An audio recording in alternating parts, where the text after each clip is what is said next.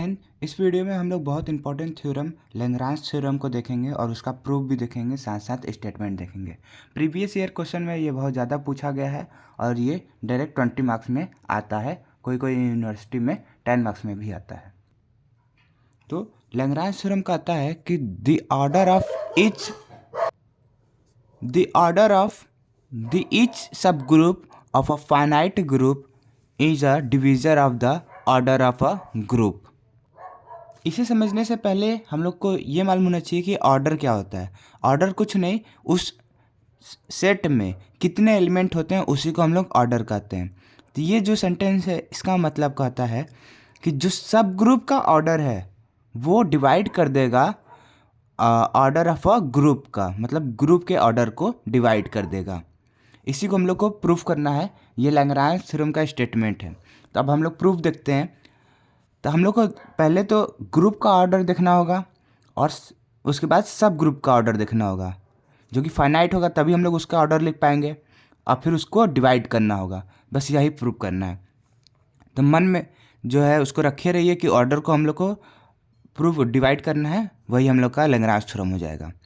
तो सबसे पहले हम लोग मान लिए हैं जी जो है वो ग्रुप है फाइनाइट ऑर्डर का, जिसका ऑर्डर n है, जिसको हम लोग ऐसे लिखते हैं O in bracket G equal to n, जहाँ पर ये इसको कहते हैं order of G equal to n। जो ऑर्डर ऑफ G है वो n है, मतलब जो ग्रुप में कितने हैं एलिमेंट, n एलिमेंट है।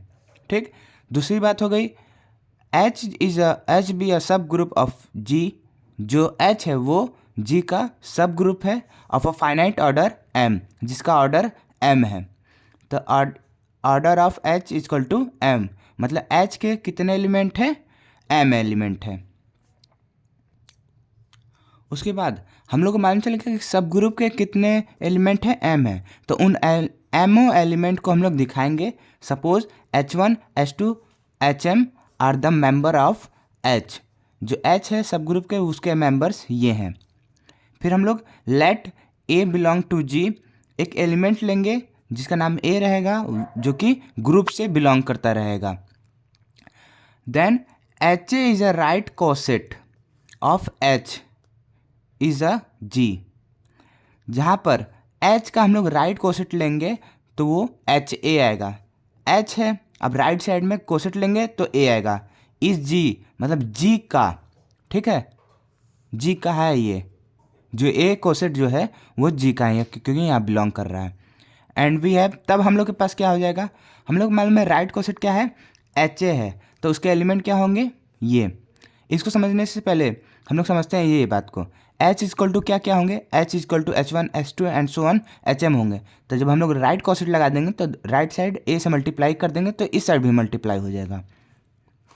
उसके बाद HA has a M distinct member, तब HA के पास अलग अलग M मेंबर्स हो जाएंगे। M मेंबर्स थे, M मेंबर्स हो जाएंगे। ठीक, सिंस जहाँ पर जो इस सेट में कोई भी दो एलिमेंट जो है वो इक्वल नहीं है, इसका मतलब इस वाले सेट में, तो इसका मतलब जो ये हमारा पहला जो हम सपोज किए थे उसमें भी कोई दो एलिमेंट जो है वो इक्वल नहीं है। बाय कैंसिलेशन लॉ से हम लोगों ने इस A को कैंसिल कर दिया।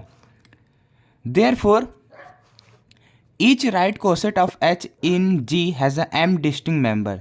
इसीलिए जो हमारे HA जो G ग्रुप में अलग जो कोसेट राइट कोसेट में G में जो है M मेंबर्स हैं, M डिस्टिंक्ट मेंबर रहेंगे। ठीक, अब any two distinct right coset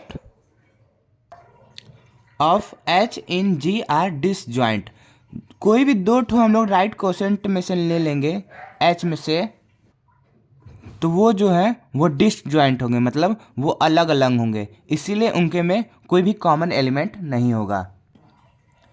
तब G is a finite group, the member of a distinct group right coset of H in G will be finite से equal to K।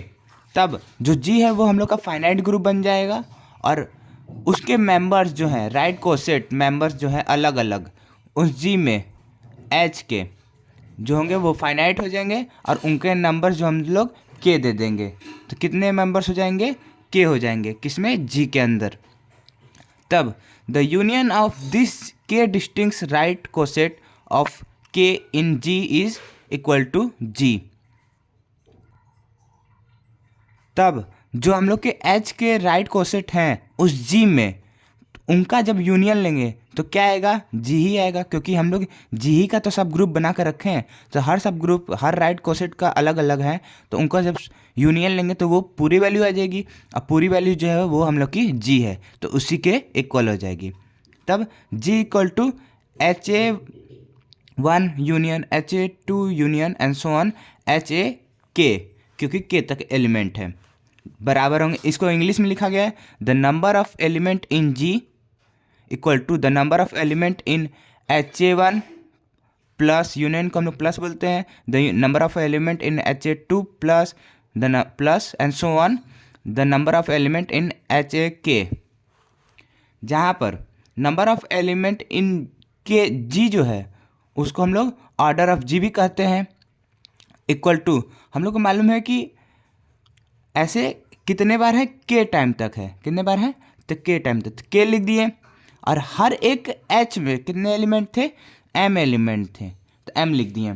हम लोग को पीछे मालूम है कि ऑर्डर ऑफ जी जो है लेट किए थे एन, स्मॉल एन लेट किए तो इक्वल लिख दिए, और यहाँ पर के एम, तो इससे हम लोग को K equal to n upon m मिल जाएगा जब एम उधर जाएगा। तो जहाँ पर इसको हम ऐसे बोल सकते हैं, M is a divisor of N, जो एम है वो डिवाइजर है एन का, तभी तो हम लोग का एक वैल्यू आ रही है जिसका नाम है के जनरल फॉर्म में। जहाँ पे O H, order of H is a divisor of order of G, जहाँ पे हम लोग कह सकते हैं जो एम है उसी का नाम तो ऑर्डर ऑफ एच है, और जो एन है उसी का नाम तो ऑर्डर ऑफ जी है, तो इसलिए हम लोग कह सकते हैं order of H is a divisor of order of G, hence proof. यहाँ तक भी होता है, तो यहीं तक मेन है, ये भी लिख देंगे तो अच्छा रहेगा।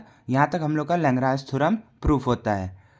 तो अगर आपका एग्ज़ाम चल रहा है तो आप नीचे डिस्क्रिप्शन में प्लेलिस्ट है, वहाँ से आप देख सकते हैं और सारी इंपॉर्टेंट वीडियो जो कि एग्ज़ाम पॉइंट ऑफ व्यू से इंपॉर्टेंट है। मिलते हैं अगले वीडियो में। जय हिंद।